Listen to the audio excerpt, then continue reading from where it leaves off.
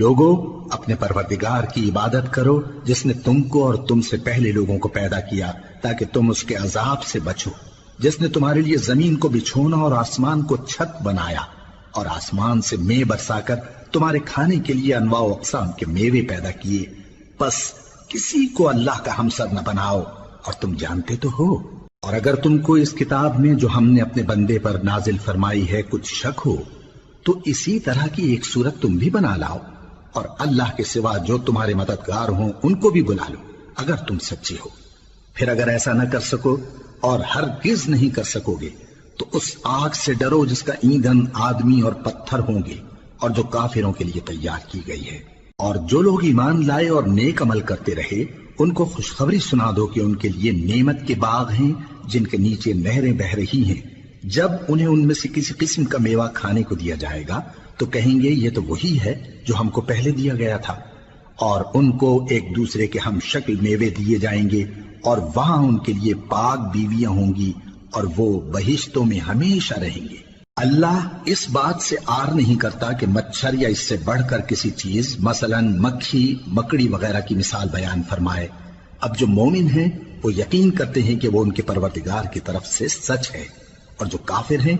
وہ کہتے ہیں کہ اس مثال سے اللہ کی مراد ہی کیا ہے۔ اس سے اللہ بہتوں کو گمراہ کرتا ہے اور بہتوں کو ہدایت بخشتا ہے، اور گمراہ بھی کرتا ہے تو نافرمانوں ہی کو، جو اللہ کے اقرار کو مضبوط کرنے کے بعد توڑ دیتے ہیں، اور جس چیز یعنی رشتہ قرابت کے جوڑے رکھنے کا اللہ نے حکم دیا ہے اس کو قطع کیے ڈالتے ہیں اور زمین میں خرابی کرتے ہیں، یہی لوگ نقصان اٹھانے والے ہیں۔ کافرو، تم اللہ سے کیوں کر منکر ہو سکتے ہو؟ جس حال میں کہ تم بے جان تھے تو اس نے تم کو جان بخشی،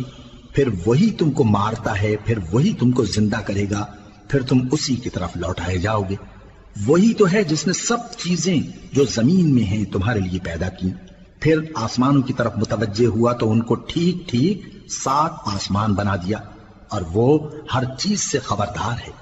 اور وہ وقت یاد کرنے کے قابل ہے جب تمہارے پروردگار نے فرشتوں سے فرمایا کہ میں زمین میں اپنا نائب بنانے والا ہوں۔ انہوں نے کہا کیا تو اس میں ایسے شخص کو نائب بنانا چاہتا ہے جو خرابیاں کرے اور کچھ تو خون کرتا پھرے؟ اور ہم تیری تعریف کے ساتھ تسبیح و تقدیس کرتے رہتے ہیں۔ فرمایا میں وہ باتیں جانتا ہوں جو تم نہیں جانتے۔ اور اس نے آدم کو سب چیزوں کے نام سکھائے، پھر ان کو فرشتوں کے سامنے کیا اور فرمایا کہ اگر سچے ہو تو مجھے ان کے نام بتاؤ۔ انہوں نے کہا تو پاک ہے، جتنا علم تو نے ہمیں بخشا ہے اس کے سوا ہمیں کچھ معلوم نہیں، بے شک تو دانا ہے، حکمت والا ہے۔ تب اللہ نے آدم کو حکم دیا کہ آدم تم ان کو ان چیزوں کے نام بتاؤ۔ سو جب انہوں نے ان کو ان کے نام بتائے تو فرشتوں سے فرمایا کیا میں نے تم سے نہیں کہا تھا کہ میں آسمانوں اور زمین کی سب پوشیدہ باتیں جانتا ہوں؟